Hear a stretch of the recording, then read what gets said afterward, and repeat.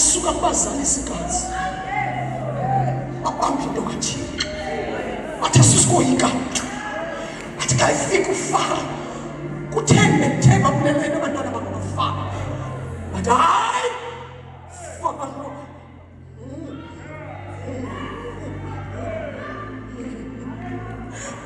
abafazi bakaSirayeli bomele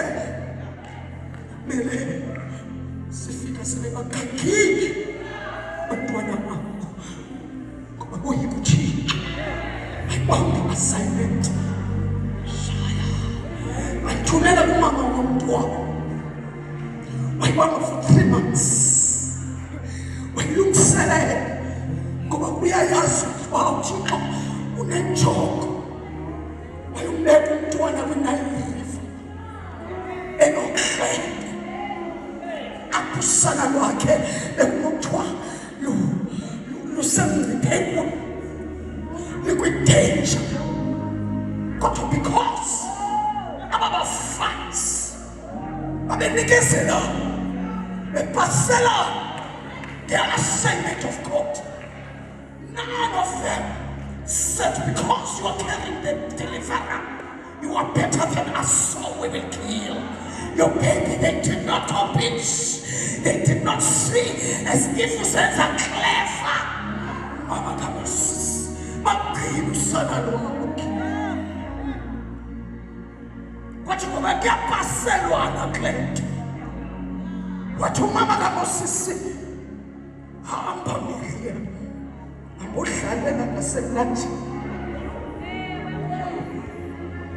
Come and get Barcelona, Clint. Yami generation yasuka kubazali isikazi yasa kwi-generation yomama yasuka kwi-generation yomama yaya kwi-generation yentombi ukanixelele na uba wena you can't carry the assignment of God just because you are a girl and a young woman. Awutshatanga so ayilulanga lento. Bathathe leyo bathathe kamnandi bona bathathe.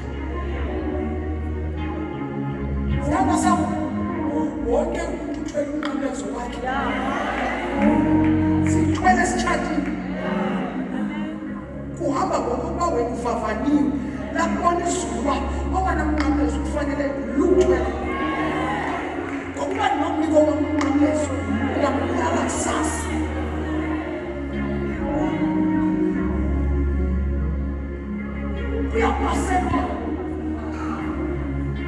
Uyapasela intombi waxelela uba wena ukwazi uhlala ungenamfana. Intombi eyibambe i-assignment kaThixo ibaleke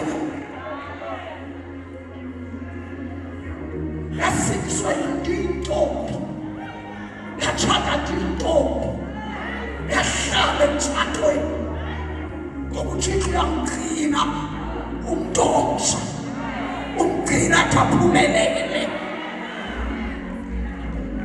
Ngandixelela uba yenzeke futhi ungandixelela uba mamkhelela xesha kwanethwa yenzeke. Ukuba ke wena ufuna izulu liphele hamba ngezitandards zelihlabathi. Sumsola xa ingaphenduli naxa ingakudifendi. Wanqabi amen.